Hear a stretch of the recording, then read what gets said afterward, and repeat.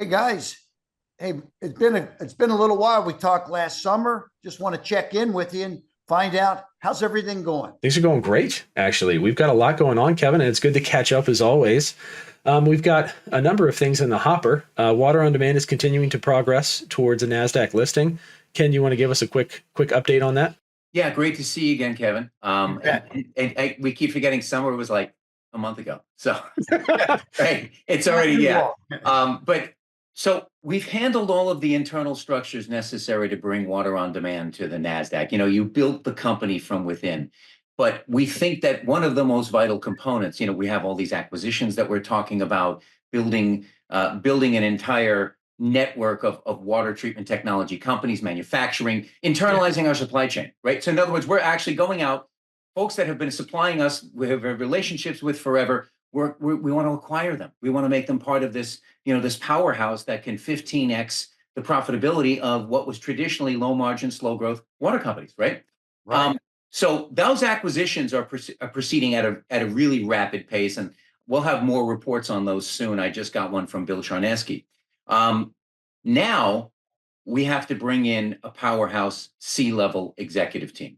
So I met with Riggs. Riggs was at our office in Clearwater, and I met with him by Zoom, and we had a wonderful chat. These are very powerful individuals. One of them ran a multi-billion-dollar beverage company that when we released their information, but this is he ran a $2 billion division of a world-renowned beverage brand, and our CFO candidate, who we should be announcing very shortly, is not your typical CPA, right? This guy, he gets it. He's like, acquisitions is where it's at. He loves buying companies. He's had tremendous experience doing it, and he's really excited to kind of sink his teeth into this stuff. Yeah, awesome. Yeah. Yeah. Well, that is good stuff going on. It's great to hear. And uh, getting featured in magazines is always a tough thing. But we were fortunate. You got actually a Forbes article, and the article, the title was "What Can Be Done About Forever Chemicals in Drinking Water." And awesome job. Tell me more about that and how that came about. Yeah. So we've got an awesome PR team working with us right now, and they really pulled the rabbit out of the hat out of this one. But no, honestly, it was really just the fact that PFAS are becoming a national conversation. These forever chemicals, right, or PFAS.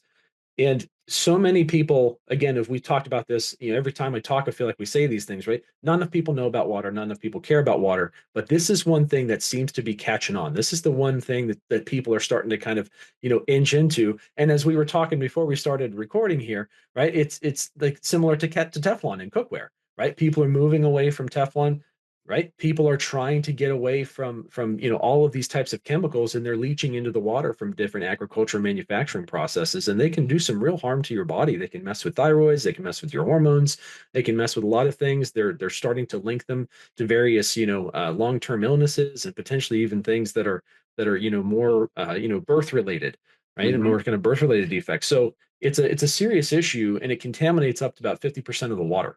Right. So it's a much more prevalent issue than people think.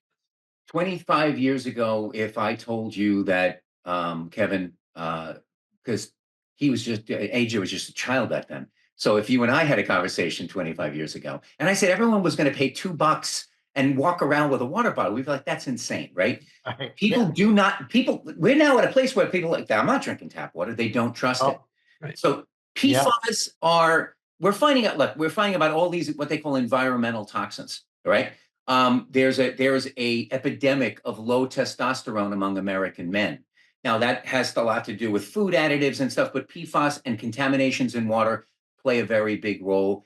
And it's like almost like a great awakening about human health that's happening. You hear it in our politics today, but I think environmental toxins in our drinking water should be the front page news of every single publication everywhere, 24 hours a day, saying, and it's not. But I think that's starting to change now.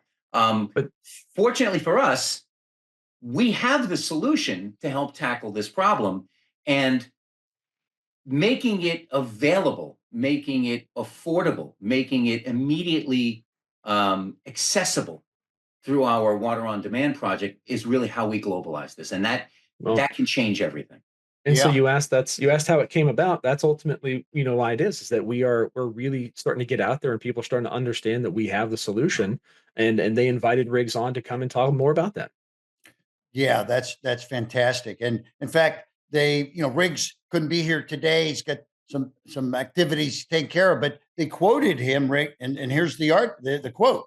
Riggs Eckelberry, co-founder of water technology company OriginClear, said forever chemicals are now so widespread in tap water that more decentralized water treatment is needed to tackle the situation. Then it goes on to say industrial and agricultural users should install their own water treatment systems, which will help relieve the pressure on utility companies and their filtration facilities. So, yeah, that's what it's all about, is companies are having to deal with it themselves because the government isn't taking care of the water before it gets to their facility. 100%. Exactly. Now, more points of filtration, more point of use water treatment will not only help contain PFAS and they're, so it's treating water at the contamination source, but it's also going to work to filter out in existing water supplies that are being used, making water cleaner and safer for everybody. And the fact that Forbes mentions decentralized water. Well, we were talking about decentralized water before anybody had any idea what that meant. Right. I turn my tap, water comes out. What's the problem? We demonstrated how treating stuff at the point of pollution is critical. And now to get a widespread publication like Forbes saying, yeah, this is the way, it starts to validate, your early, you were the lone Riggs often says, I was the lone voice in the wilderness, about decentralized water, and now everyone's talking about it. So yeah. we were right. We were just very, very early, but now the world is catching up, and that's super exciting. Fantastic.